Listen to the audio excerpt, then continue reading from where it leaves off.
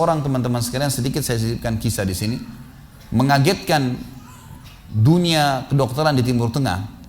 Seorang pengusaha, masya Allah, punya keluarga yang sangat besar.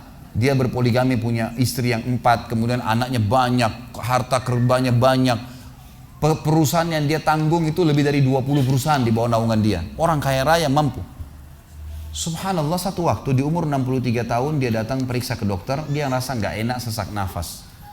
Waktu difoto di ronsen, tiba-tiba dokter yang foto itu kaget.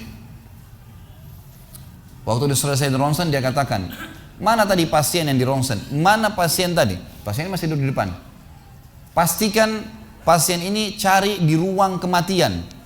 Gak mungkin, secara ronsen sudah tidak bisa. Jantungnya tidak berdetak. Orangnya tidak berdetak jantungnya. Subhanallah, pada saat dicek ternyata tidak berdetak betul.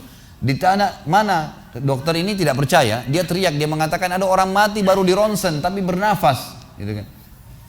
Dia panggil telepon teman-teman spesialisnya, kemudian ditelepon datang. Kemudian dikasihlah gambar tersebut kepada temannya mengatakan, mana jenazah ini? Kata temannya, yang dokter yang foto pertama, ini bukan jenazah, ini orang yang lagi duduk. Kaget dokter yang kedua, jantungnya tidak berdetak secara medis, nggak mungkin bisa hidup. Bagaimana ceritanya nih?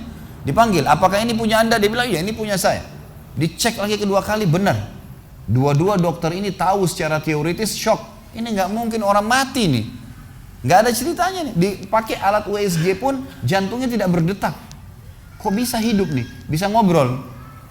Telepon teman-temannya. Sampai dokter-dokter yang asli dari Jazirah Arab pun yang ada di Eropa, dokter spesialis pada datang keesokan harinya, cek, nggak percaya kejadian ini. Dicek ternyata benar. Kemudian ditelusurin lah, kira-kira bagaimana bisa orang ini masih bernafas, masih ngomong. Si pasien ini mengatakan, ada apa sebenarnya? Dia bilang, orang seperti Anda nggak mungkin hidup, sudah mati. Lalu kata dia, apakah orang seperti saya, jantung tidak berdetak, bisa punya keluarga? Mereka bilang mustahil. Dia bilang, saya punya istri dan saya melayani mereka. Apakah orang seperti saya bisa bekerja? Dia bilang mustahil, saya menaungi 20 perusahaan saya. Semuanya bisa berjalan. Mereka nggak percaya. Sampai datang seorang dokter yang senior dari Jerman, datang khusus karena kasus masalah ini, diundang oleh dokter-dokter spesialis tadi. Dicek, ditemukan ternyata teman-teman sekalian, di bagian bawah jantungnya ada urat-urat saraf seperti terbuat, ya, seperti dibuat secara alami yang mengalirkan darah-darah tertentu sehingga ada pompa nafas di situ. Tidak ada di manusia lain, cuma di orang ini saja. Semua dokter mengatakan ini nggak masuk di akal, nggak ada manusia seperti ini di dunia. Jantungnya sudah tidak bergerak tapi masih bisa hidup karena dari rongga-rongga urat saraf yang keluar itu bisa masuk udara, oksigen dan terpompa, akhirnya hidup dan hidupnya normal, gitu kan. Subhanallah, ini sesuatu keajaiban. Lalu kemudian ditanggapi oleh seorang syekh yang memang teman dekatnya orang ini, mengatakan, yang saya tahu, ini semua disampaikan dalam khutbah Jumat. Lalu dia mengatakan, yang saya tahu orang ini tidak pernah ketinggalan puasa Senin Kamis, tidak pernah ketinggalan puasa Iyamul Bid. Semua puasa sunnah dan wajib dijalankan, dan tidak pernah buka puasa sendiri, pasti buka puasain orang lain. Tidak ada kegiatan sosial, buat gali sumur, bangun masjid, bagi kitab Al-Quran, tidak pernah kecuali dia ada di situ. Walaupun andilnya tidak besar, tapi selalu ada.